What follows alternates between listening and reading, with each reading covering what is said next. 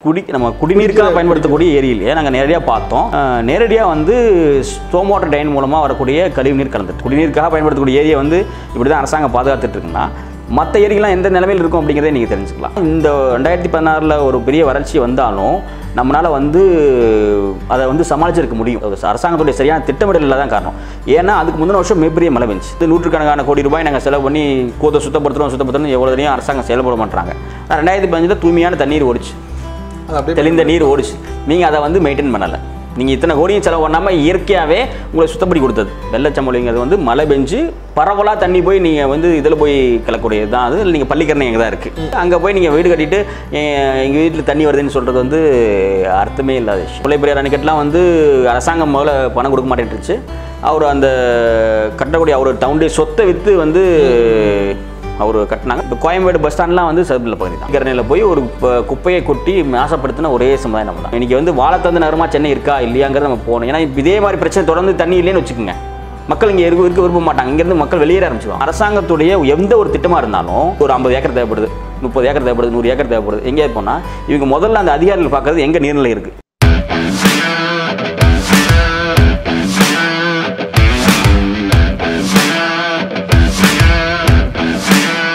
Save water, rain water harvesting, இந்த மாதிரி விஷயங்களை வந்து நம்ம அதிகமாக பேசிட்டே இருந்தாலும் இந்த மாதிரி விஷயங்கள்லாம் வந்து வார்த்தையாகவும் லெட்டர்ஸாகவும் தான் போயிட்டுருக்கு. உதாரணத்துக்கு மெட்ரோ வாட்டர் தண்ணியில் கூட லாரியில் கூட சேவ் வாட்டர்னு எழுதியிருக்காங்க. ஆனால் அந்த லாரியே வந்து தண்ணி செஞ்சுட்டு போகிறத நம்ம பார்க்க முடியுது. இந்த மாதிரி விஷயங்கள் நிறைய போயிட்டுருக்குது.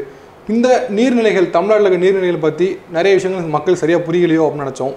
அதனால் அதை பற்றி நல்லா தெரிஞ்சுக்கிட்ட நேர்த்தியாக பதில் கொடுக்குற அறப்போர் இயக்கத்தை சேர்ந்த ஹாரிஸ் சுல்தான் அவங்க நம்ம கூட இருக்காங்க. வணக்கம் சார். முதல் கொஸ்டின் சார், தமிழ்நாட்டில் இருக்க மக்களுக்கு வந்து ஸ்கேர்சிட்டி, வாட்டர் ஸ்கேர்சிட்டி வந்து நம்ம எவ்வளோ தூரம் பஞ்சத்தில் இருக்கோம் அப்படிங்கிறது அவேர்னஸ் இருக்கா?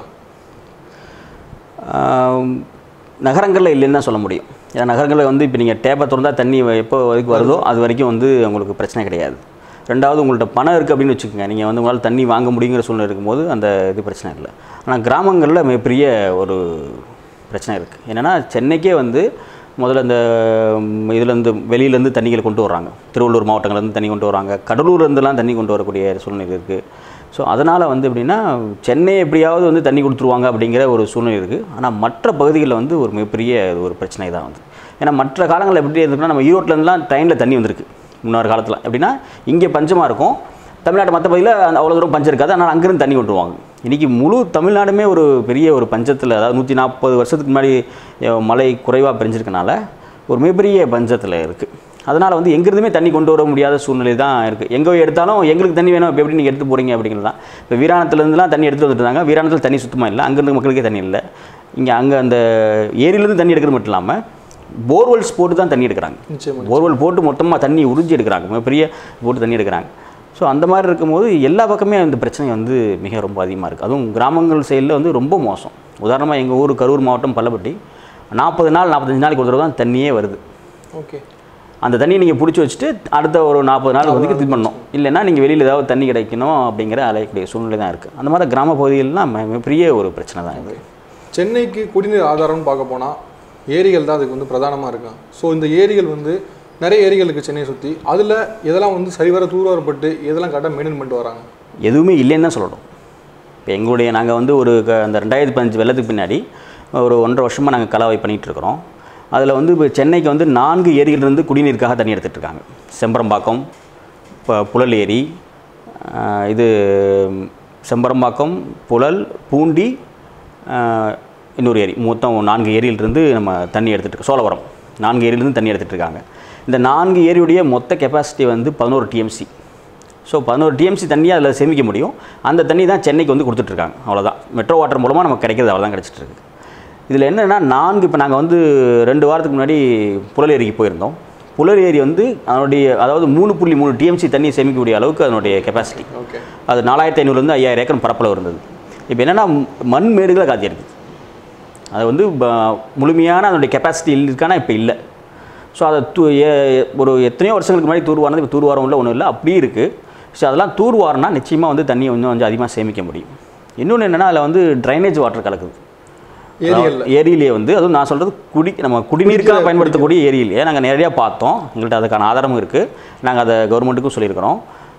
நேரடியாக வந்து ஸ்டோம் வாட்டர் ட்ரெயின் மூலமாக வரக்கூடிய கழிவுநீர் கலந்துட்டுருக்கு. எந்தெந்த ஏரியாவில் கலக்குது சார்?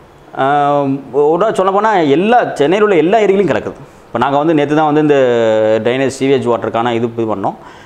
அதில் என்ன பெரிய பிரச்சனை இருக்குன்னா, இப்போ நம்முடைய சென்னை மாநகரத்தில் வந்து ஒரு 1500 எம்எல்டிலேருந்து 2000 எம்எல்டி வந்து சீவேஜ் வாட்டர் ப்ரொடியூஸ் ஆகுது. எம்எல்டி மீன்ஸ்னால் million litre per day produce ஆகுது. ஆனால் அரசாங்கம் என்ன சொல்லுதுன்னா வந்து நாங்கள் வந்து ஒரு 500 எம்எல்டி தான் ப்ரொடியூஸ் ஆகுது அப்படின்னு சொல்கிறாங்க. என்ன காரணம் சொல்கிறாங்கன்னா, மெட்ரோ வாட்டர்லேருந்து ஒரு 800 எம்எல்டி தான் தண்ணி வந்து அவங்க கொடுக்குறாங்க, சப்ளை பண்ணுறாங்க. இப்போ அதுவும் குறைஞ்சிருச்சு, 500 எம்எல்டிக்காகவும் குறைஞ்சிருச்சு.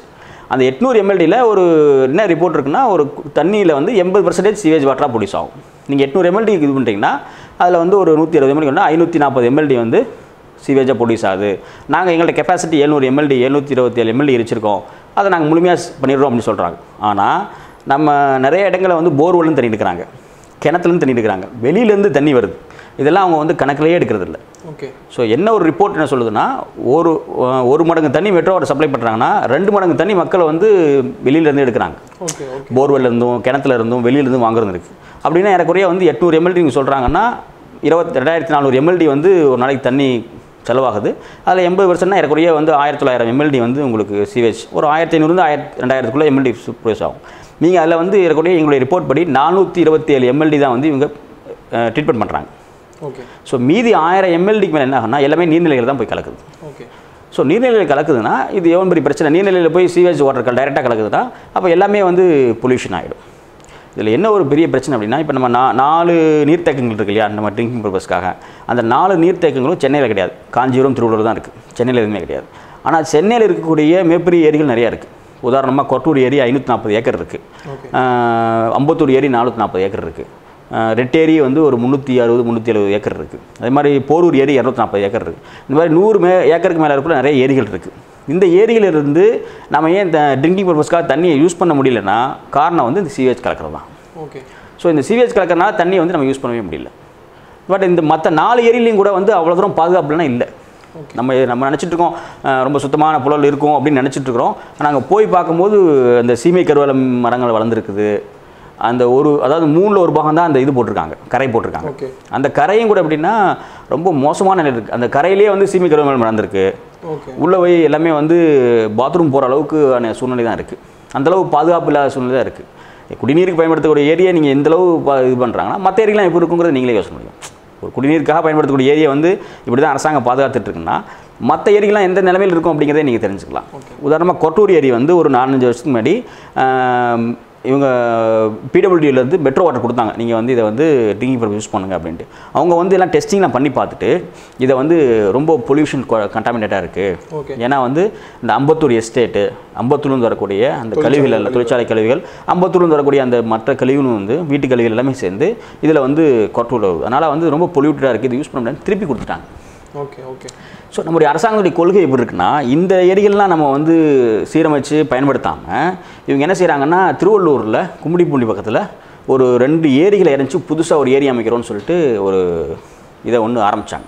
ஒரு புது ஏரியா தேர்வாய் கண்டிகை அப்படிங்கிற ஒரு ஏரியையும், இன்னொரு கண்ணன்கோட்டை அப்படிங்கிற ஒரு ஏரியும், 2 ஏரி ஒரு சின்ன ஒரு 150-200 ஏக்கர் உள்ள ஏரியா, 2 ஏரியும் இடைப்பட்ட பிரதேசத்தில் இறஞ்சி ஒரு 1495 ஏக்கரில் ஒரு ஏரி அமைக்க போகிறோம். எதுக்குன்னா வந்து குடிநீர். ஏன்னா இப்போ சென்னை மாநகரம் வளர்ச்சி அடைஞ்சிட்டே இருக்குது, தண்ணீர் தேவை அதிகமாகிட்டே இருக்குது. நம்முடைய கெப்பாசிட்டி இப்போதைக்கு 11 TMC தான் இருக்குது.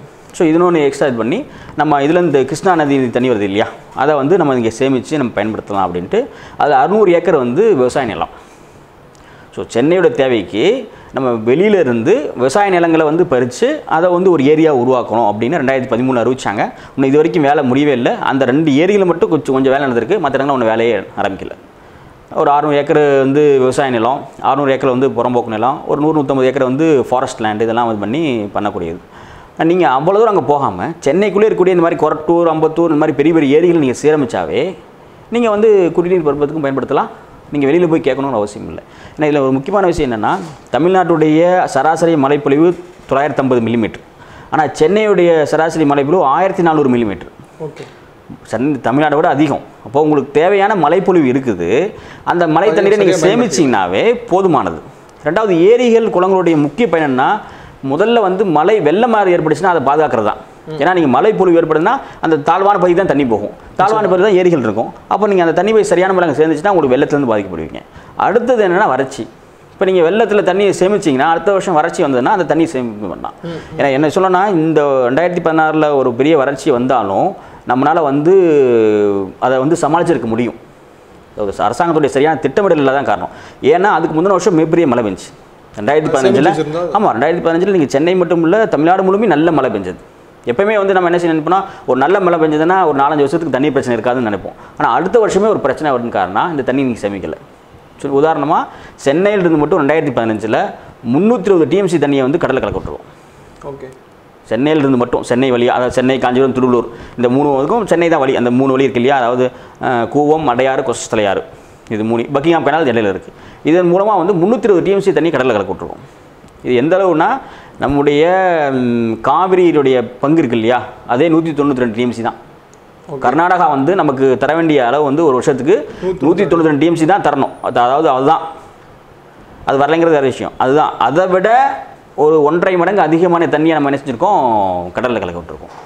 கடலில் போய் தண்ணி கலக்குறது அதனுடைய உரிமை. கடலில் தண்ணியை கலக்கூடாது, எல்லாம் சேமிக்கணுங்கலாம் கிடையாது கண்டிப்பாக. ஆனால் நமக்கு தேவையான அளவு கூட நம்ம சேமிக்கலை. உதாரணமாக சென்னை, காஞ்சிபுரம், திருவள்ளூர் 3 மாவட்டங்களையும் ஏறக்குறைய 3000 நீர்நிலைகள் இருந்தது. அந்த 3000 நீர்நிலையுடைய என்ன கெப்பாசிட்டினா 80 TMC சேமிக்க முடியும். ஸோ நீங்கள் ஒரு 80 TMC வேணால் ஒரு 50 TMC நீங்கள் சேமிச்சிருந்தீங்கன்னா இன்றைக்கி ஒரு 16 TMC இல்லாமல் நம்ம கெஞ்சணும்னு அவசியம் இல்லை. நம்முடைய தேவைக்கு 11 TMC தான் கொடுக்க போகிறாங்கன்னா ஒரு 50 TMC சேமிச்சிருந்தீங்கன்னா கண்டிப்பாக மழை பொழிவு அடுத்த வருஷம் இல்லாமல் இருந்தாலும் ஒரு 3-4 வருஷத்துக்கு வந்து ஒரு தண்ணி பஞ்சம் இவ்வளோ ஒரு பிரச்சனை வரணுங்கிற அவசியமே இல்லை. ஒரு விஷயத்தை நான் சொல்லிடுறேன். இப்போது நீர் மேலாண்மைன்னு ஒன்று இருக்குது. எப்பவுமே வந்து எப்படின்னா தமிழ்நாட்டை பொறுத்த வரைக்கும் ஒரு மலை மறைவு பிரதேசம். கேரளாலாம் வந்து 2000 மில்லிமீட்டர் வந்து மழைப்பொழிவு, நம்மள 950 தான். ஓரளவு அந்த மேற்கு தொடர்ச்சி மலை இருக்கிறனால வந்து நமக்கு வந்து மலை மறைவு பிரதேசம் தான். அப்படி இருக்கும்போது நம்ம அந்த நீர் மேலாண்மையை வந்து ரொம்ப சிறப்பாக இருக்கணும். ஆனால் நம்முடைய முன்னோர்கள் ரொம்ப 2000 வருஷத்துக்கு முன்னாடி வந்து நீர் மேலாண்மையில் ரொம்ப சிறப்பாக இருந்திருக்காங்க. உதாரணம்னா மேற்கு தொடர்ச்சி மலை ஒரு அரணா நமக்கு இருக்குது. அதுக்கு மேலே எல்லாமே சமவெளி பிரதேசம். சமவெளி பிரதேசங்களில் தண்ணி வந்து வேகமாக ஓடிடும், நிற்காது. ஸோ அதனால் என்ன செஞ்சாங்கன்னா நம்முடைய முன்னோர்கள் என்ன செஞ்சாங்கன்னா ஏரிகள் நிறையா உருவாக்குனாங்க. எக்கச்சக்கமான ஏரிகளை உருவாக்கி தண்ணீரை வந்து அந்த இடத்துல சேமிக்க முடியும். ஏன்னா வந்து இப்போ நம்ம உதாரணமாக வந்து இமயமலை பிரதேசங்கள்லேருந்து வரக்கூடனா அது பனிக்கட்டி. ஸோ பனிக்கட்டி வந்து உருகி அங்கே கங்கை, யமுனை இந்த மாதிரி ஆறுகள்லாம் வந்து தண்ணி வருது. அதனால் வருஷம் ஃபுல்லாக தண்ணி வந்துகிட்டே இருக்கும். இப்போ நம்முடைய நீர் ஆதாரம் அப்படின்னா இந்த மேற்கு தொடர்ச்சி மலை தான் நம்முடைய ஆதாரம். ஆனால் மேற்கு தொடர்ச்சி மலையில் ஒரு 2 மாதம் 3 மாதம் அந்த மலை பலங்களில் மழை பெய்யும். அப்போ என்ன ஆகும்னா அந்த மலையை வந்து அங்கே வந்து பசுமை மர காடுகள்னு சொல்லுவாங்க. அந்த காடுகள் வந்து எப்படின்னா தண்ணீரை ஈர்த்து வச்சுக்கும். ஓகே, அது ஒரு 3 அடுக்காக இருக்கும். பெரிய மரங்கள் இருக்கும், வானவேந்த மரங்கள், நடுவில் சின்ன மரங்கள், கடைசியில் புதர்கள் வரை இருக்கும். அவையெல்லாம் என்ன செய்யணும், அந்த வேர் பகுதியில் தண்ணீரை அப்படி பிடிச்சி வச்சுக்கும். அந்த தண்ணீரை பிடிச்சி வச்சு கொஞ்சமாக ரிலீஸ் பண்ணும். ஓகே, ஸோ அப்போ என்ன செய்யணும்னா தண்ணி மழை பெஞ்ச தண்ணி முழுமையாக வராமல் கொஞ்சம் கொஞ்சமாக வரும். அப்போ நமக்கு தேவையான அளவுக்கு பயன்படுத்த முடியும். அந்த தண்ணியும் ஏரிகளில், குளங்கள், குட்டைகள், கண்மாய்களில் வந்து நம்முடைய முன்னோர்கள் சேமிச்சுட்டு இருந்தாங்க. இப்போ நம்ம என்ன செஞ்சோம்னா வந்து மேற்கு தொடர்ச்சி மலை அந்த மாதிரி காடுகளை அழிச்சிட்டு தேயிலை தோட்டங்களை போட ஆரம்பிச்சோம். அது வந்து இங்கிலீஷ்காரங்க காலத்தில் ஆரம்பிச்சு அவன் பார்த்துட்டு இது என்ன வேஸ்ட்டாக இருக்குதே, தேவையில்லாத இருக்குது அப்படின்னு சொல்லிட்டு அவன் இந்த மாதிரி புற்கள்லாம் வேஸ்ட்டாக இருக்குன்னு சொல்லிட்டு அதெல்லாம் அழிச்சிட்டு தேயிலை தோட்டத்தை உருவாக்கணுன்னே என்ன ஆச்சுன்னா அதனுடைய விளைவு மழைப்பொழிவு குறைய ஆரம்பிச்சது. ஓகே, ஸோ அப்பயே ஒரு ஸ்டடி பண்ணாங்க 1885 நினைக்கிறேன். ஒரு இங்கிலீஷ்கார வந்து ஆங்கிலேயர் வந்து அவர் என்ன செஞ்சார்னா எந்த இடத்துல தேயிலை தோட்டம் உருவாக்கணும் அங்கே திருப்பி காடுகளை உருவாக்கி இது பண்ணும்போது மழையினுடைய பொழிவு ஒரு 5 நாள் அதிகரிச்சது. ஸோ அந்த தண்ணி என்ன செய்யணும்னா தேயிலை வந்து அந்த பசுமை மர காடுகள் வந்து 30% தண்ணியை சேமிக்கும்னா இது வந்து 0.5% தான் சேமிக்கும். ஸோ தண்ணி வேகமாக வெளியே விட்டுரும். ஓகே, இந்த தண்ணி வேகமாக வந்துச்சுன்னா என்ன ஆகும்னா வெள்ளம் ஏற்படும். அப்போ நீங்கள் வேகமாக ஓடி குடிசீத்தில் கடலில் கலந்துரும், நீங்கள் அதை சேமிக்க முடியாது. இதுதான் சூழ்நிலை. நம்முடைய முன்னோர்கள் என்ன செஞ்சுருந்தாங்கன்னா 39,022 ஏரிகளை உருவாக்கியிருந்தாங்க. ஓகே, தமிழகம் முழுவதும். அது மட்டும் இல்லாமல் 40,000க்கும் மேற்பட்ட குளங்கள். இதனுடைய மொத்த கெப்பாசிட்டி 390 TMC. நம்முடைய அணைக்கட்டுகள் இருக்கு இல்லையா, அணைக்கட்டுகளுடைய கெப்பாசிட்டியே 240 TMC தான். ஆனால் அதை விட அதிகமாக குளங்களில் நம்மளால் தண்ணி சேமிக்க முடியும். குளங்கள், ஏரிகளில் நீர்நிலைகளை சேமிக்கும். அந்தளவுக்கு மக்கள் உருவாக்கியதுனால தண்ணீரை வந்து அவங்களால சேமித்து நீர் மேலாண்மை செஞ்சுட்டு இருந்தாங்க. ஆனால் இப்போ இருக்கிற நம்முடைய அரசாங்கம் எந்தளவு நீர் மேலாண்மை செய்யணும்னா இந்த மாதிரியான ஏரிகளில் குளங்களை அழிச்சிட்டு என்ன செய்கிறாங்கன்னா தண்ணி இல்லை அப்படிங்கிற புலம்பக்கூடியது. உதாரணமாக நம்ம சென்னையோட ஏரியிலே பார்த்துக்கோம் வச்சுங்க. இப்போ 2015 சொன்னேன் 320 TMC கடலை கலக்க விட்டாங்க. ஸோ நம்முடைய எப்படி நீர் மேலாண்மை இருக்குன்னா தென்னைக்குள்ளே தண்ணி எங்கேயுமே நிற்கக்கூடாது. தண்ணி இருந்ததுன்னா பிரச்சனை, மக்கள் வந்து தண்ணி நிற்கிதே எங்களுக்கு பிரச்சனைன்னு சொல்லுவாங்கன்னு சொல்லிட்டு எல்லா தண்ணியும் என்ன செய்கிறாங்க நேராக கடலில் கொண்டு போய் விட்டுறணும். கடலில் கொண்டு போய் தண்ணியெல்லாம் சேர்த்துட்டு வீராணத்துலேருந்து தண்ணி எடுக்கிறதும் எங்களுக்கு கிருஷ்ணா நதியிலேருந்து தண்ணி கொடுங்கன்னு கேட்கக்கூடிய அளவுக்கு தான் நம்முடைய சூழ்நிலை உருவாக்கி வச்சுருக்காங்க. இது ஒரு மோசமான சூழ்நிலை. ரெண்டாவது என்ன பிரச்சனை இருக்குன்னா, வில்லிவாக்கம் நாங்கள் இந்த சோஷியல் ஆடிட் பண்ணும்போது வில்லிவாக்கம் லேக்கு வந்து அங்கே ஒரு பெரிய அந்த 2015 ஃப்ளட்டில் வந்து ஒரு பெரிய பாதிப்பு ஏற்பட்டுச்சு.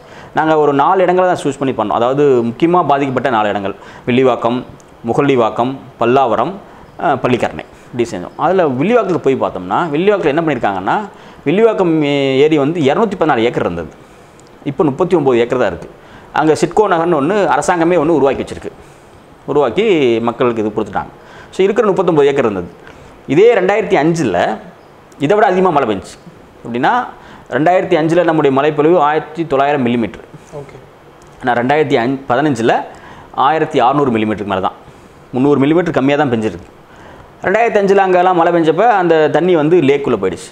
ஒரு பிரச்சனை, ஒரு நாள் 2 நாள் நிற்கும், எப்பவுமே தண்ணி நிற்கும் போய்டும் அப்படின்னு அவங்களே சரியாக சொல்கிறாங்க. என்னாச்சுன்னா 2013 இந்த மெட்ரோ ட்ரெயினுக்காக தோணுனாங்க இல்லையா, அந்த மண்ணெல்லாம் கொண்டு போய் அந்த லேக்கில் கொண்டு போய் போட்டாங்க. ஸோ என்னாச்சுன்னா லேக் வந்து கீழே இறங்குறதுக்கு மேலே ஏற விடுச்சு. உங்களை விட ஒரு 10 அடி உயரமாக இருக்குது லேக். நீங்கள் நாங்கள் லேக்குக்கு போனோம்னா இப்படி தான் போகணும். ஸோ அந்த மாதிரி சூழ்நிலை. இப்போ என்னாச்சுன்னா 2015 வெள்ளம் ஏற்படும் போது தண்ணி எதுவும் எங்கேயும் போக முடியல. லேக்குள்ளே போக வேண்டிய தண்ணி போகல. 10 அடி 15 அடிக்கு தண்ணின்றது ஏறக்குறைய 15 நாளைக்கு மேலே அவங்க ரொம்ப அவஸ்தைப்பட்டாங்க. உள்ளே போகும்போதுனா நீச்சலிச்சு போகணும், இல்லைனா படகுல போகணும் அப்படிங்கிற மாதிரியான சூழ்நிலை ஏற்படுச்சு. அந்த ஏற்கனவே அது லேக்கு தான் அந்த சிட்கோ நகர். அப்போ தண்ணி வெளியே போகிறதுக்கு வழி இல்லை, ஏன்னா அதுவே பள்ளம் தான். தண்ணி வெளியே போகிறதுக்கும் வழி இல்லை. ஏறக்குறைய சென்னை முழுமையாக என்ன செஞ்சேன்னா ஒரு 10 இவங்கெல்லாம் வெளியே அந்த எம்டிஹெச் ரோட்டில் வில்லிவாக்கம் எம்டிஹெச் ரோட்டில் வந்து போராட்டம் நடத்தினாங்க. ஃபஸ்ட்டு எல்லாம் லாரிகள் அந்த ஃபயர் லாரிகள்லாம் கொண்டு வந்து தீயணைப்பு துறையெல்லாம் எல்லாம் கொண்டு வந்து தண்ணியை ப்ரெஸ் பண்ணாங்க. அந்த ரோடு வரைக்கும் ப்ரெஸ் பண்ணுவாங்க. ரோட்டில் திருப்பி தண்ணி போயிடும், உள்ள திருப்பி போயிடுச்சு. ஒரு தீர்வு ஏற்படாமல் போச்சு. திருப்பி ஒரு வாரம் கிடச்சி இந்த மழை காலத்துக்கு ஒரு 5 நாள் கழிச்சு இவங்க பெரிய போராட்டம் நடத்த முன்னாடி சென்னை ஃபுல்லாக எல்லாமே மீட்பு பண்ணி முடிஞ்சோடனே எல்லா ஃபயர் இன்ஜினையும் கொண்டு வந்து இங்கே வச்சு மொத்தமாக பம்ப் பண்ணி அந்த ரோட்டை தாண்டி தண்ணியை கொண்டு போய் ஒரு ஸ்டோம் வாட்டர் ட்ரெயினில் போட்ட முன்னாடி தான் தண்ணியே இறங்குச்சு. கடைசியில் ஒன்று பார்த்தீங்க, இப்போ நம்ம நீர் ஆவியாமல் இருக்கிறதுக்கு தெர்மோகோல் போகிற அளவுக்கு நம்முடைய அரசாங்கம் செயல்பட்டுருக்கு. இதுதான் அவங்களுடைய நீர் மேலாண்மை கொள்கையாக இருக்குது. இந்த நீர்மலை கொள்கையுடைய தவறுதல்னால தான் நம்ம வந்து 2015 வெள்ளத்தையும் அனுபவித்தோம், இப்போ ஒரு வறட்சி அனுபவிக்கிறோம். இயற்கை நம்மளை ஒன்றுமே செய்யலை. இயற்கை வந்து தாராளமாக நம்ம மழைப்பொழிவு தேவையான அளவு கொடுத்துட்டு தான் இருக்குது. அதை வந்து சரியான முறையில் சேமிக்கிறது இல்லை. அதனால காரணம் தான் இது வந்து எனக்கு அந்த 2015 வெள்ளமும் சரி 2016 வறட்சியும் சரி மனித தவறு தானே தவிர இயற்கையோட தவறு. நம்ம இவ்வளோ தூரம் பேசுகிறோம். முன்னாடி நீங்கள் சொன்ன மாதிரி 300க்கும் மேற்பட்ட குளங்கள் அது மாதிரி விஷயங்கள்லாம் இருந்திருக்கு. இப்போ அந்த மாதிரி இல்லை. ஏன்னா இப்போ நம்ம தெருவே பார்த்தோன்னா ஏரிக்கரை முதல் தெரு, ஏரிக்கரை 2வது தெரு, அது ஏரிக்கரை தான், அதனால தான் தெரு 2வது தெரு 3வது தெரு. எதனால் அது மாதிரி ஆச்சு? இதுக்கு வந்து கவர்மெண்ட் எவ்வளோ தூரம் அதுக்கு ஒத்துழைச்சி இந்த மாதிரி குளங்கள் ஆக்கிரமிப்பாகட்டும் இந்த மாதிரி விஷயங்கள்லாம் எவ்வளோ தூரம் அவங்க செயல்பட்டாங்க? இப்போ நாங்கள் வந்து முதல்ல ஸ்டடி பண்ண ஆரம்பிக்கும் போது நாங்கள் 2015 வெள்ளம் ஏற்படும் போது அறப்போர் இயக்கம் சார்பாக ஒரு 30க்கும் மேற்பட்ட இடங்களில் நாங்கள் நிவாரண உதவிகள்லாம் செஞ்சோம். சென்னை, காஞ்சிபுரம், திருவள்ளூரில் செஞ்சோம். கிரேட்டர் சென்னை தான் மேக்ஸிமம் கிரேட்டர் சென்னையில் செஞ்சுட்டு இருந்தோம். அப்போ நாங்கள் என்ன முடிவு பண்ணோம்னா, நம்ம வந்து ஒவ்வொரு தடவையும் இந்த மாதிரி பேரிடர் வரும்போது அதுக்கான நிவாரண உதவி செய்ய போகிறோமா, இல்லை இந்த மாதிரி வராமல் இருக்கிறதுக்கு நம்ம என்ன முயற்சி பண்ண போகிறோம் அப்படின்னு யோசனை பண்ணிட்டு நம்ம வராமல் இருக்கிறதுக்கு முயற்சி பண்ணுவோம். ஒவ்வொரு வந்த பின்னாடி எல்லாம் சேர்ந்துட்டு இது வேணும் கொடுக்குறத விட அதை வராமல் இல்லை வந்தால் கூட அதை எப்படி நம்ம வந்து சமாளிக்கிறது அப்படிங்கிறதுக்கான பண்ணுவோம்னு சொல்லிட்டு நாங்கள் அது பண்ணோம். முதல்ல என்ன செஞ்சோம், நாங்கள் வந்து ஒரு பழைய மேப்பில் தேடினோம். ஒரு 1976 இருக்கக்கூடிய ஒரு டோகோகிராஃபிக் ஒரு மேப் கிடச்சிது. அதே மாதிரி 1954 அமெரிக்க இராணுவம் பயன்படுத்தின ஒரு மேப், அவங்க பண்ண மேப். இந்த மேப்ஸ்லாம் எடுத்துகிட்டு பழைய இதுக்கு என்ன வித்தியாசம், இப்போ 2000 கூகுள் மேப் இருக்குது. 2000 நீங்கள் கூகுள் மேப் பார்க்க முடியும். ஸோ இதெல்லாம் வந்து நாங்கள் எல்லாம் ஆராய்ச்சி பண்ணும்போது எல்லா ஏரிகளும் 30-40, ஒரு சில ஏரிகள் காணாமல் போயிடுச்சு. இப்போ எத்தனை நீர்நிலைகள் ஏரிகள் இருக்குது? இப்போ வந்து ஏற்கனவே வந்து ஒரு 200 நீர்நிலைகள் இருக்குது சென்னை. பராமரிப்பு இல்லை, ஆக்கிரமிப்புகள் அதிகமாக இருக்குது. இன்னும் வந்து மோசமாக இருக்குது. நான் உணவே சொல்கிறேன். நான் என்ன ஆகுதுன்னா, அத்தனை ஒரு மற்ற எல்லா ஏரியிலையுமே ஒரு 30-40% வந்து குறைஞ்சிருக்கு. உதாரணமாக கொட்டூர் ஏரி 946 ஏக்கர் இருந்தது, இன்றைக்கி 540 ஏக்கர் தான் இருக்குது. அதே மாதிரி வந்து அம்பத்தூர் 600 ஏக்கர் மேலே இருந்து இன்றைக்கி ஒரு 440 ஏக்கர் தான் இருக்குது. ஸோ அந்த மாதிரி ஒவ்வொரு, இப்போ நீங்கள் வில்லிவாக்கம் சொன்னேன் 214 ஏக்கர் 39 தான் இருக்குது. அப்படின்னா என்னாச்சு, உங்களுக்கு எவ்வளோ தூரம் குறைஞ்சிருக்குன்னு. இதில் என்னென்னா மேக்ஸிமம் என்னென்னா எல்லாமே அரசாங்கம் தான் வந்து மக்களுக்கு வந்து இதை கொடுத்தது மாதிரி தான் இருக்குது. ஏன்னா சிட்கோ நகரை உருவாக்குனது அரசாங்கம் தான். முகப்பேர் ஏரி ஸ்கீம் உருவாக்குனது வந்து அரசாங்கம் தான். இப்போ வந்து ஒரு அரை வடிவ டேங்க், அதாவது பிறை வடிவ டேங்க்னு சொல்லிட்டு ஒரு மிகப்பெரிய ஏரி நுங்கம்பாக்கம் இதில் இருந்திருக்கு. நீங்கள் அந்த பழைய படங்களை பார்க்கும்போது பார்க்கலாம். இப்போ இன்றைக்கி அந்த ஏரியே கிடையாது, தடமே கிடையாது. வள்ளுவர் கோட்டம் ஒரு நீர்நிலையில் கட்டப்பட்டது தான். நீர் வேணுங்கிறதுக்காக ஒரு பெரிய ஒரு 10 குறள்களே பாடின திருவள்ளுவருக்கு ஒரு என்ன செஞ்சுருக்கோம்னா ஒரு நீர்நிலைகளை தான் நம்ம வந்து ஒரு இதுவே கட்டி வச்சுருக்கிறோம். ஸோ அந்த மாதிரி சூழ்நிலை இருக்குது. அரசாங்கத்துடைய ஒரு பொறுப்பில்லாதனங்கிறத நான் கண்டிப்பாக சொல்லுவேன். ஏன்னா நீங்கள் வளர்ச்சி அப்படி ஒரு நகரங்கிறது கண்டிப்பாக வளர்ச்சி அடையும், மக்கள் தொகை வர முடியும். அப்போ நீங்கள் என்ன பண்ணணும், அதுக்கு தகுந்த மாதிரியான பிளான் பண்ணணும். ஸோ நீங்கள் நீர்நிலை எல்லாத்தையும் அழிச்சிட்டிங்கன்னா ஒரு வெள்ளம் வந்தால் தண்ணி எங்கே போய் நிற்கும்? பள்ளத்தை நோக்கி போய் நிற்க தான் செய்யும். அது அப்போ அது தண்ணி அப்படி கொட்டுறமா நம்முடைய கொட்டுறமா? நீங்கள் வந்து மிகப்பெரிய வந்து ஏரிகளை இதை வந்து பண்ணதை வந்து எப்படின்னா அரசாங்கத்துடைய எந்த ஒரு திட்டமாக இருந்தாலும் நீங்கள் ஒரு என்ன செய்வாங்கன்னா, நீங்கள் வந்து அரசியல்வாதிகள் அதிகாரிகள் சொல்லுவாங்க இந்த மாதிரி ஒரு இதுக்கு ஒரு 50 ஏக்கர் தேவைப்படுது, 30 ஏக்கர் தேவைப்படுது, 100 ஏக்கர் தேவைப்படுது. எங்கேயாவது போனால் இவங்க முதல்ல அந்த அதிகாரிகள் பார்க்குறது எங்கே நீர்நிலை இருக்குது.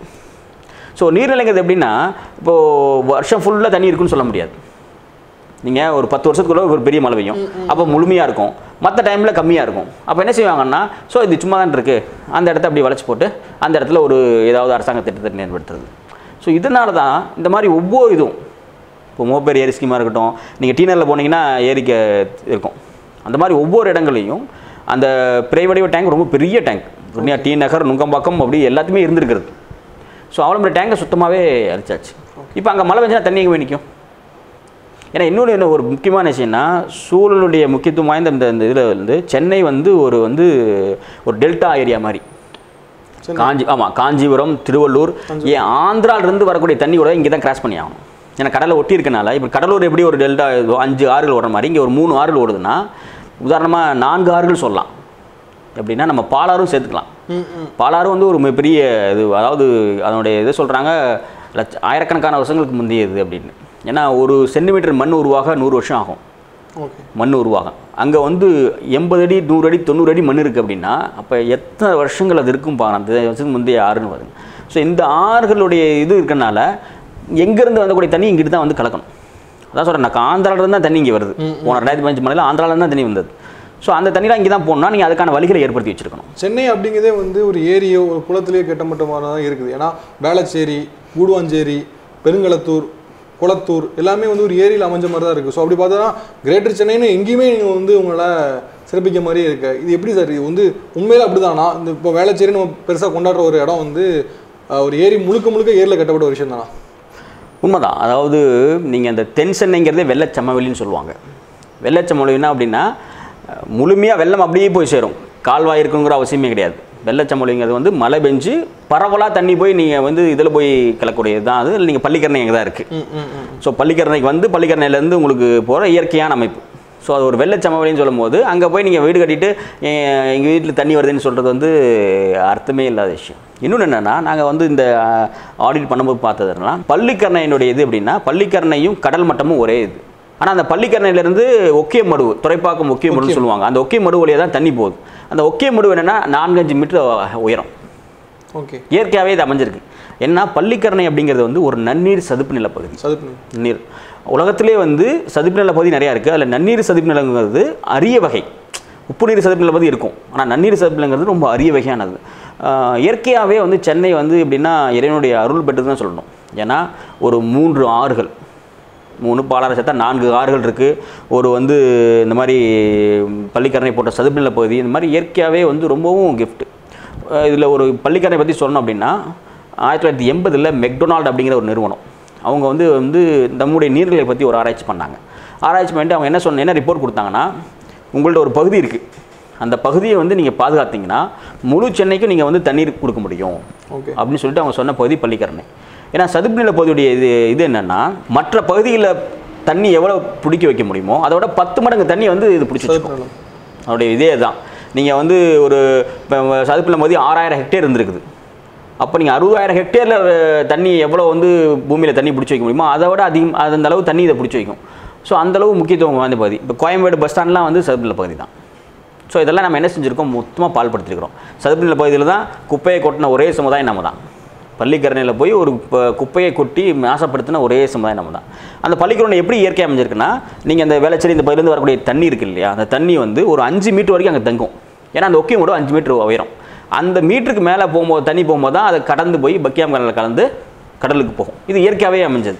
அப்போ நீங்கள் வேளச்சேரியில் வந்து நீங்கள் இருக்கீங்க அப்படின்னா இதனுடைய அந்த 5 மீட்டர் அளவுக்கு வந்து தண்ணி உங்களுக்கு இங்கே தேங்க தான் செய்யும். சரி, இயற்கையாகவே நீங்கள் தேங்க தான் செய்யும். அப்போ நீங்கள் அங்கே போய் வீடு கட்டிட்டு எனக்கு வந்து எங்களை வந்து இந்த மாதிரி வெள்ளம் பாதிக்குது அப்படின்னா என்ன வரணும் பண்ண முடியாது. அது இயற்கையாகவே வந்து நீங்கள் அந்த 5 மீட்டர் வரைக்கும் அந்த தண்ணி, ஏன்னா 5 மீட்டருக்குன்னா அந்த தண்ணி பரவலாக தண்ணி எது வரைக்கும் போகும்போது போயிட்டே இருக்கும். அதுக்கு மேலே வரதான் தண்ணி போகும். வாக்கம் பாக்கம் அப்படின்னு சொல்கிறது எல்லாமே நீர். தாங்கல்னாவே தண்ணீர் தேங்கக்கூடிய தான் தாங்கல், எல்லாமே வந்து தண்ணீர் தேங்கக்கூடிய போய் தான். இதை வந்து எப்பவுமே வந்து ஒரு நகரம் விரிவாக்கும் போது கண்டிப்பாக மக்கள் தொகை வரும்போது அந்த இடங்கள் தேவைப்படத்தான் செய்யும். ஆனால் நம்ம என்ன செய்யணும், நம்முடைய தேவை நீரின்றி அமையாத உலகம் திருவள்ளுவர் சொல்லியிருக்காரு. தண்ணி இல்லாமல் ஒன்றுமே கிடையாது. இப்போ நம்முடைய உடலில் 70% தண்ணி தான் இருக்குது. இன்றைக்கி தண்ணி இல்லைன்னா என்னென்னா, ஒரு உணவு இல்லாமல் கூட 45 நாள் நம்ம உயிர் வர முடியும். ஆனால் தண்ணி இல்லைன்னா 4-5 நாளில் நம்முடைய உயிரை வந்து போயிடும். அப்படி இருக்கும்போது நம்ம வந்து தண்ணீருடைய முக்கியத்துவம் வேணும். தண்ணி இல்லாமல் நீங்கள் ஒன்றும் பண்ண முடியாது. இது நாங்கள் அதான் சொல்லிட்டு இருக்கோம். இன்றைக்கி வந்து வாழத்தந்த நகரமாக சென்னை இருக்கா இல்லையாங்கிறத நம்ம போகணும். ஏன்னா இப்போ இதே மாதிரி பிரச்சனை தொடர்ந்து தண்ணி இல்லைன்னு வச்சுக்கோங்க, மக்கள் இங்கே இருக்க விரும்ப மாட்டாங்க. இங்கேருந்து மக்கள் வெளியேற ஆரம்பிச்சிடுவாங்க. அப்போ நம்ம சென்னை நகரை இழக்க வேண்டிய சூழ்நிலை தான் இருப்போம். அப்போ நீங்கள் என்ன செய்யணும், விரிவாக்கம் செய்யும்போது நீர்நிலையிலையும் பாதுகாத்துட்டு அப்படி தேவையான அளவுக்கு நீங்கள் வந்து எப்படி பண்ண முடியுமோ அதுக்கான நீங்கள் ஒரு திட்டமிடலோடு செஞ்சுருந்தோம்னா, இது ஒரு திட்டமிடாத வளர்ச்சி தான் சென்னை நகரம். ஓகே. ஸோ அதுதான் மிகப்பெரிய பிரச்சனையே. ஓகே. இன்னொரு விஷயம், கூவம் சார்.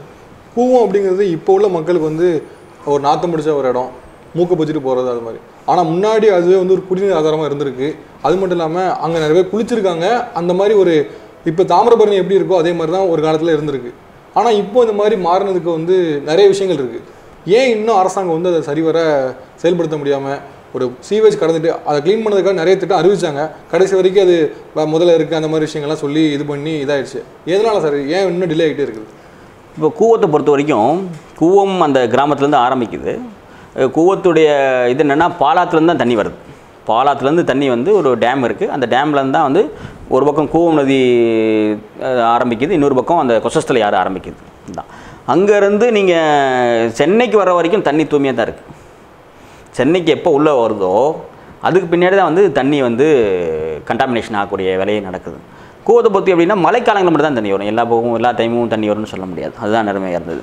இதில் நாங்கள் இந்த நீர்நிலையில் ஆய்வு செய்யும் போது எங்களுடைய இப்போ ஒரு 3 பிரச்சனைகள் தான் முக்கியமான பிரச்சனைகளாக இருக்குது இந்த நீர்நிலைகளை வந்து மாசுபடுத்துறதில். யாராக இருந்துக்கிட்டோம் இதாக இருக்கட்டும். முதல்ல வந்து ட்ரைனேஜ் வாட்டர், கழிவு நீர் கலக்கிறது. ரெண்டாவது வந்து இந்த கட்டட இடிபாடுகளை போடுறது, குப்பைகளை போடுறது, இது ரெண்டாவது. மூணாவது ஆக்கிரமிப்பு. இந்த 3 தான் வந்து மிகப்பெரிய பிரச்சனை. உதாரணமாக 2005 வந்து கூவத்தில் மிகப்பெரிய தண்ணி போச்சு. மழை நிறையா பெஞ்சது, தண்ணி போனது. ஆனால் அதே அளவு தான் இந்த 2015 போச்சு. ஆனால் ஏன் பிரச்சனை அதிகமாகுதுன்னா, ஆக்கிரமிப்பு அதிகமாக போச்சு. ஓகே. ஸோ கூவத்துடைய இது வந்து இடம் சுருங்க என்ன ஆகுதுன்னா, தண்ணி அப்போ வந்து அப்புறம் நீங்கள் அதனுடைய மட்டத்துக்கு போகும். எப்பவுமே ஒரு ஆறை நீங்கள் எப்படி மெயின்டைன் பண்ணணும் அப்படின்னா, 100 வருஷத்துடைய வரலாறை பார்க்கணும். 100 வருஷத்தில் எவ்வளோ நீங்கள் தண்ணி போயிருக்குன்னு பார்த்துட்டு அந்த அளவு நீங்கள் ஆறுங்கிறது இப்படி இருக்கும், இப்படிப்பட்ட ஆறு இருக்குது. இந்த 2 பக்கம் அந்த ஃப்ளட் பிளைன் சொல்லுவாங்க, அந்த இடம் சொல்லுவாங்க. அந்த இடம் வரைக்கும் நீங்கள் மெயின்டைன் பண்ணிகிட்டே இருக்கணும். அது ஆற்றுடைய உரிமை இது, அது உங்களுக்கு கிடையாது. நீங்கள் அது டெம்பரரியாக பயன்படுத்தலாமே தவிர்த்து பெரிய கட்டடங்கள் கட்டுறதோ அந்த மாதிரி எதுவுமே பண்ணவே கூடாது. ஏன்னா எப்போ வேணாலும் அந்த தண்ணி வந்து அதை நீங்கள் பயன்படுத்திக்கும். ஸோ அந்த மாதிரி விட்டு வச்சா தான் நீங்கள் அந்த இருந்து பார்க்க முடியும். நம்ம அதையெல்லாம் சுருக்கி பண்ணதுனால இப்போது பெரிய வெள்ளத்தை சமாளித்தோம். இன்னொன்று வந்து 2015 வெள்ளங்கும் போது நீங்கள் இன்றைக்கி வந்து நூற்றுக்கணக்கான கோடி ரூபாய் நாங்கள் செலவு பண்ணி கூவத்தை சுத்தப்படுத்தணும் எவ்வளோ தனியும் அரசாங்கம் செயல்பட மாட்டாங்க. 2015 தூய்மையான தண்ணீர் ஓடிச்சு, தெளிந்த நீர் ஓடிச்சு. நீங்கள் அதை வந்து மெயின்டைன் பண்ணலை. நீங்கள் இத்தனை கோடியும் செலவு பண்ணாமல் இயற்கையாகவே உங்களை சுத்தப்படி கொடுத்தது. நீங்கள் அப்போ என்ன செஞ்சுருக்கணும், அதை வந்து மெயின்டைன் பண்ணியிருக்கோம். நாங்கள் நேற்று ஒரு ரிப்போர்ட் வெளியிட்டோம். ட்ரைனேஜுடைய சூப்பர்ஸில் இருக்கும்போது நம்ம 3ல் 1 பங்கு தான் வந்து ட்ரீட்மெண்ட் பண்ணுறாங்க. நம்முடைய மெட்ரோ வாட்டரில் வந்து என்ன பண்ணுறாங்கன்னா, ட்ரைனேஜ் வாட்டரை ட்ரீட்மெண்ட் பண்ணுறது ப்ரொடியூஸ் ஆகிற வாட்டரில் 3ல் 1 பங்கு தான் ட்ரீட்மெண்ட் பண்ணுறாங்க. மீதி 2 மடங்கு என்ன ஆகுதுன்னா, ஏறக்குறைய 1000 MLD 1000 மில்லியன் லிட்டர் என்ன செய்யணும் ஒவ்வொரு நாளையும் நீர்நிலைகள் கலக்குது. அதுக்கான நீங்கள் சரியான ஒரு சோர்ஸ் இல்லாதனால வேறு வழியே இல்லை. நீங்கள் இப்போ நான் ஒரு மக்கள் இருக்காங்க, அவங்கள்ட்ட போய் நீங்கள் செய்யாதீங்கன்னு சொல்கிறேன்னா நீங்கள் அதுக்கு சோர்ஸ் கொடுக்கணும். நீங்கள் ஒரு பார்க்கிங் பண்ணாதீங்கன்னு சொல்கிறேன்னு வச்சுக்கோங்க, பார்க்கிங் இடத்த ஒதுக்கிட்டு நீங்கள் அங்கே போய் நிறுத்துன்னு பரவாயில்ல, நான் எங்கேயும் பார்க்கிங் ஒதுக்க மாட்டேன். ஆனால் நீங்கள் எங்கேயும் பார்க் பண்ணக்கூடாதுன்னு சொன்னால் எப்படி? அது நிறைய இடங்களில் பார்க்குறோம். பாலத்துக்கு வந்து ஒரு 500 கோடி 200 கோடி 300 கோடி செலவு பண்ணி பாலம் கட்டுறாங்க. நிச்சயமாக அவசியமானது தான், இல்லைன்னு எங்கேயும் மாற்றுக்கிறது இல்லை. பட் இருந்தாலும் தூர் வர்றது இந்த மாதிரி விஷயங்கள் வந்து அதுவும் ஒரு முக்கியமான விஷயம். ஏன் இதுக்கு அரசாங்கம் ஒரு ரீசனை விட 950 கோடிக்கு மோடி அவர்கள் வந்து ஒரு பாலம் கட்டியிருக்காங்க. அதுக்கு அவ்வளோ பண்ணும்போது ஏன் இங்கே வந்து இந்த தூர் வரதில் அமௌண்ட் செலுத்த மாட்டேங்காங்களா, இல்லை செலுத்துகிற அமௌண்ட் வேறு யார் பாக்கெட்டுக்காக போயிருதா? நல்ல கேள்வி. அதாவது இதை நம்ம என்ன பார்க்கணும்னா, குடிமராமத்துன்னு கேள்விப்பட்டிருப்பீங்க. அதாவது பண்டைய நம்முடைய முன்னோர்களுடைய காலத்தில் என்னச்சுன்னா, ஒவ்வொரு ஏரியும் அதுவும் அந்த யார் பயன்படுத்துகிறாங்களோ அவங்களுடைய கையில் இருந்தது. இப்போ ஒரு நீர் ஏரி இருக்குன்னா நீங்கள் வந்து ஆயக்கட்டுன்னு சொல்லுவாங்க. ஆயக்கட்டுனா அந்த ஏரியினுடைய நீரை பயன்படுத்தி யார் யார் விவசாயம் பண்ணுறாங்களோ அதெல்லாம் ஒரு ஆயக்கட்டுன்னு சொல்லுவாங்க. ஓகே ஓகே, இதுதான் சொல்லுவாங்க. ஸோ அந்த மக்கள் என்ன செய்வாங்கன்னா வருஷம் வருஷம் வந்து என்ன செய்வாங்கன்னா இந்த மாதிரி இந்த மழை இல்லாத இந்த காலத்துலேருந்து ஒவ்வொரு வீட்டுக்கு ஒருத்தர் போய் என்ன செய்வாங்கன்னா தூர் வாரது கண்டிப்பாக செய்யணும். ஏன்னா அந்த தூர் வாரினா தான் தண்ணி முழுமையாக சேமிக்க முடியும். அப்போ தான் அவங்களுக்கு விவசாயத்துக்கு தண்ணி கிடைக்கும். ஸோ அவங்க விவசாயம் பண்ண முடியுங்கிறதுக்காக கண்டிப்பாக வந்து அதை வந்து செஞ்சுட்டு இருந்தாங்க. அது வருஷம் வந்து இருக்கும். அதாவது அதனுடைய கட்டுப்பாடு எல்லாமே மன்னர்கள் கையில் இருந்தாலும் இந்த மாதிரி வேலைகளை செய்ய எல்லாமே மக்கள் கையில் மக்களுடைய பங்களிப்போடு செஞ்சுட்டு இருந்தாங்க. ஆங்கிலேயருடைய ஆட்சி காலம் வந்த பின்னாடி செஞ்சாங்கன்னா அவங்களாம் வந்து உடனே அதை வந்து முதல்ல தகர்த்துட்டு முழுமையாக அவங்களுடைய கையில் கொண்டு வந்துட்டாங்க. இது வந்து அவங்க கையில் மக்கள் கையில் இருக்கக்கூடாது. ஏன்னா அவங்க கையில் இருந்தால் தான் யாருக்கு தண்ணி கொடுக்கணுமோ தண்ணி கொடுப்பாங்க, யாருக்கு தேவையோ இது பண்ணுவாங்க. ஸோ அந்த மாதிரியான இது பண்ணுங்கிறதுக்காக அவங்களுடைய கையில் கொண்டு வந்தாங்க. ஏன்னா மக்களோட கையில் இருக்கும்போது மக்களே தீர்மானிப்பாங்க யாருக்கு எவ்வளோ தண்ணி கொடுக்கணும் அப்படிங்கிறது இருக்கும். இப்போ இது வந்து ஒரு அரசாங்கத்துடைய கட்டுப்பாடு வந்தோடனே அரசாங்கம் யாருக்கு தன்னுடைய சாதமாக இருக்காங்களோ அவங்களுக்கு இருக்கும். உதாரணம் அந்த அபினி போன்ற இதெல்லாம் வந்து விளைவிச்சாங்கன்னு நீங்கள் கேள்விப்பட்டிருப்பீங்க. அதாவது விவசாயிகளை வற்புறுத்தி இது பண்ணாங்க. ஸோ அந்த மாதிரிலாம் இந்த கட்டுப்பாடு வந்தால் தான் நீங்கள் அவங்களை இது பண்ண முடியும். உனக்கு நீங்கள் செஞ்சால் தான் நான் தண்ணி கொடுப்பேன் அப்படிங்கிற மாதிரி நிறைய இது செய்ய முடியும். ஸோ இந்த மாதிரி அவங்க கொண்டு வந்து பண்ணாங்க. அதனால் என்னாச்சுன்னா அதை தூர்வாரம் எல்லாமே வந்து அரசாங்கம் செய்ய வேண்டிய இதாக ஆயிடுச்சு. ஸோ அப்படி இருந்தும் பல்வேறு அணைக்கட்டுகளை வந்து மக்களே வந்து பணம் கொடுத்து கட்டியிருக்காங்க. உதாரணமாக வந்து தாபரமாத்தில் மருதூர் அணைக்கட்டுலாம் வந்து எப்படின்னா மக்களுடைய பங்களிப்பில் கண்டது. அரசாங்கம் என்ன செஞ்சால் வெள்ளைக்கார அரசாங்கம் என்ன செஞ்சால் எங்களுக்கு பணம் இல்லைன்னு சொல்லிட்டாங்க. இந்த அணைக்கட்டில் வந்து மக்கள் பணம் கொடுத்து நீங்கள் எங்களுக்கு கட்டி கொடுங்க அப்படிங்கிற மாதிரி இதெல்லாம் நடந்தது. அது மாதிரி முல்லை பெரியார் அணைக்கட்டு நீங்கள் கேள்விப்பட்டிருக்கீங்க. முல்லை பெரியார் அணைக்கட்டுலாம் வந்து அரசாங்கம் முதல்ல பணம் கொடுக்க மாட்டேன்ட்டுருச்சு. அவர் அந்த கட்டக்கூடிய அவர் தன்னுடைய சொத்தை விற்று வந்து அவர் கட்டினாங்க. ப்ளஸ் மக்களுடைய மக்கள் வந்து இது எங்களுக்கு தேவை, எங்களுக்கு இந்த பலனளிக்கும் அப்படின்னோடனே மக்களும் அதில் போய் ஏன்னா அந்த கரடு மடமான அந்த காட்டு பகுதியில் வந்து நூற்றுக்கணக்கான மக்கள் இறந்துருக்காங்க. ஏன்னா இப்போ நமக்கு அது பாதை இருக்குது சுலபமாக போயிடுறோம். அப்போ வந்து அதெல்லாம் வந்து பெரிய ஒரு காடு. அப்போது நீங்கள் அங்கெல்லாம் போய் ஒரு இதை பண்ணுறீங்க அப்படின்னா அப்போ வந்து ஏகப்பட்ட பூச்சிகள் இருக்கும், விலங்குகள் இருக்கும். அந்த இதெல்லாம் நூற்றுக்கணக்கான பேர் இறந்துருக்காங்க. இதெல்லாம் ஒரு பெரிய தியாகம் தான். ஸோ பெண்ணிக்கு அவங்க கட்டினார்னா அவருடைய செலவும் பண்ணார், மக்களும் அந்த பங்களிப்பு செஞ்சாங்க. ஸோ இந்த மாதிரியான இதெல்லாம் நடந்துட்டு இருந்தது. அரசாங்கம் இப்போ நம்ம சுதந்திரம் பெற்ற பின்னாடி பொதுப்பணித்துறை இந்த மாதிரி உருவாக்கி அதே இதை வந்து இவங்களும் எடுத்துட்டாங்க. ஸோ பொதுப்பணித்துறை விரும்பினா 100 ஏக்கருக்கு மேலே இருக்கலாம் பொதுப்பணித்துறையும், 100 ஏக்கருக்கு உள்ளே இருக்கிறதெல்லாம் உள்ளாட்சியோடைய இதில் வந்து கட்டுப்பாட்டில் வரும். ஸோ இதனால் என்ன ஆகுதுன்னா இந்த குடிமராமத்துங்கிறது நின்று போச்சு. மக்களுடைய பங்களிப்பு மக்களுக்கும் நீர்நிலைக்குள்ள அந்த இதை வந்து பிரிச்சுட்டாங்க, அந்த உறவை வந்து பிரிச்சுட்டாங்க. அதனால் வந்து என்ன செய்யணும்னா அவங்க இப்போ இவங்க வந்து பணம் இருந்தால் இவங்க தூர்வாருவாங்க, பணம் இல்லைன்னா தூர்வார மாட்டாங்க. ஒன்று. ரெண்டாவது என்ன செய்வாங்கன்னா தூர்வாரம்னு சொல்லி பணத்தை அடிக்கக்கூடிய வரையும் நிறையா நடந்திருக்கு. ஏன்னா இப்போ நீங்கள் ஒரு கட்டணம் கட்டுறீங்கன்னா அதுக்கான ப்ரூஃப் இருக்குது. இப்போ இந்த பில்டிங் உருவாக்கி நீங்கள் ஒரு இது பண்ணிங்கன்னா நீங்கள் இது பண்ண முடியும். தூர்வாரங்கிறது அப்படி கிடையாது. வருஷம் நீங்கள் தண்ணி வந்துச்சுன்னா ஆட்டோமேட்டிக்காக அதோட இதே மாறிடும். கரை எடுத்து கட்டுவீங்க, எல்லாம் பண்ணுவீங்க, தண்ணி வந்தோடனே எல்லாமே மாறிடும். அப்போ நீங்கள் அதை வந்து செஞ்சீங்களா செய்யலைங்களா அப்படிங்கிற இது பண்ண முடியாது. அப்போ இதில் வந்து பொதுப்பணித்துறையில் ஏகப்பட்ட பணம் விளையாடுது. ஓகே. ஸோ இதில் செலவு பண்ணிட்டே நீங்கள் சொல்லிடுவாங்க, ஆனால் எதுவுமே பண்ண மாட்டாங்க. சரி, ஓகே. ஸோ அதுதான் வந்து மிகப்பெரிய ஒரு பிரச்சனையாக இருக்குது.